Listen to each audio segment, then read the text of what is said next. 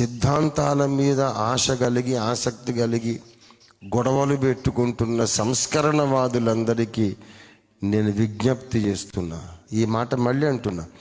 సిద్ధాంతాల మీద ఆసక్తి కలిగి గొడవలు వాదాలు డిబేట్లు పెట్టుకొని సంస్కరణవాదులందరికీ నేను విజ్ఞప్తి చేస్తున్నా.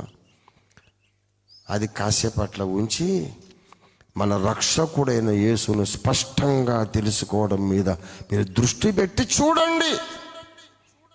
అంతవరకు అర్థం కాని సిద్ధాంతాలు యేసు వైపు చూస్తే అర్థమవుతాయి. ఎందుకంటే నేనే సత్యమునని చెప్పాడు. అది దేవునికి స్తోత్రం కలుగును గాక. యేసును తెలుసుకోవడం అంటే సత్యాన్ని తెలుసుకోవడమే. ఈ కాంప్లెక్స్ సిస్టమ్ ఉంది బైబిల్లో. ఈ సంక్లిష్టమైనటువంటి విధానం ఉంది బైబిల్లో. క్రీస్తు మీద దృష్టి పెట్టండి. అందుకే కొలస్సీ పత్రిక 2వ అధ్యాయములో స్పష్టంగా ఈ మాట చెబుతున్నాడు. 2వ వచనం, వారు ప్రేమయందు అతుకబడి సంపూర్ణ గ్రహింపు యొక్క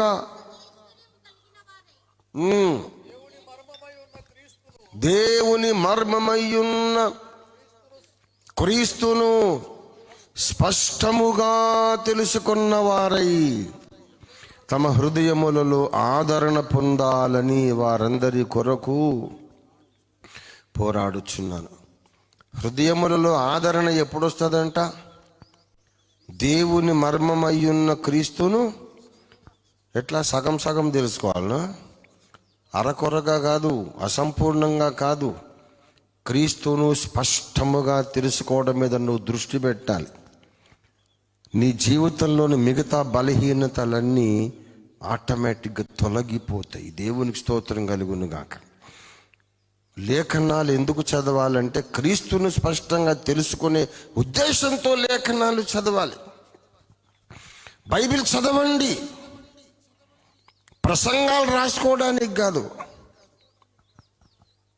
ప్రసంగాల కొరకు బైబిల్ చదవకండి బాబు.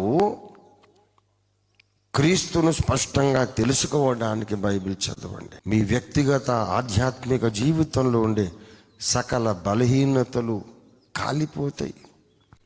అప్పటిదాకా అర్థం కాని లాజిక్కులన్నీ అప్పుడు అర్థమవుతాయి. ఇదొక దేవ రహస్యం అని చెప్పాను నేను. క్రీస్తును గూర్చి స్పష్టంగా గ్రహించాలంటే ఆయనను గూర్చి లేఖనమే కొన్ని చోట్ల అవునని కొన్ని చోట్ల కాదని చాలా సంక్లిష్టమైన విధానములో ఆయనను గూర్చి లేఖనం సాక్ష్యం ఇస్తుంది. అది చెప్పాలంటే పెద్ద సబ్జెక్ట్, కానీ సింపుల్గా ఒక్కటే ముక్కంట. యేసు ప్రభువు వారు దేవుని కుమారుడు అంటున్నామా లేదా? దేవుని కుమారుడు. నా దేవా నన్నెందుకు వదిలేశావని ప్రార్థన చేశాడు. నా తండ్రి నన్ను పంపి ఉన్నాడు. మరి నా తండ్రి నాకంటే గొప్పవాడు అని చెప్పిన యేసయ్య హెబ్రీ 7లో ఏంటంటే ఆయన తండ్రి లేనివాడు, తల్లి లేనివాడు, వంశావళి, పేరుకేమో దేవుని కుమారుడు కానీ తండ్రి లేనివాడు, పేరుకేమో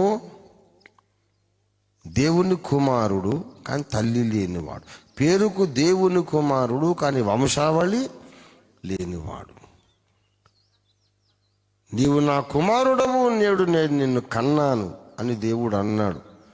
కానీ ఈయన జీవిత కాలానికి మొదలు కానీ జీవనమునకు అంతము కానీ లేనివాడు. జీవితకాలానికి ప్రారంభం లేదట, కానీ దేవుడు కన్నాడట. మరి ఆయన కన్నప్పుడు మొదలు కాదా? మరి కంటే అది మొదలై ఉండాలి కదా. కనకముందే ఈయన ఉంటే మళ్ళీ కనడం ఏంది? 1959లో మా అమ్మ నన్ను కన్నది, 1947లో నేను ఉంటానా? మరి క్రీస్తును గూర్చి స్పష్టముగా లేఖనముల సారాంశమును మనం గ్రహించే ప్రయత్నములో దేవుని బిడ్డలారా, ఆ మర్మ పురుషుని అర్థం చేసుకునే ప్రయత్నంలో మనం నమ్మవలసిన బోధ సిద్ధాంతం మీద కూడా మనకు ఆటోమేటిక్గా క్లియర్ అయిపోతుంది అన్నమాట. ఇదొక దేవరహస్యం.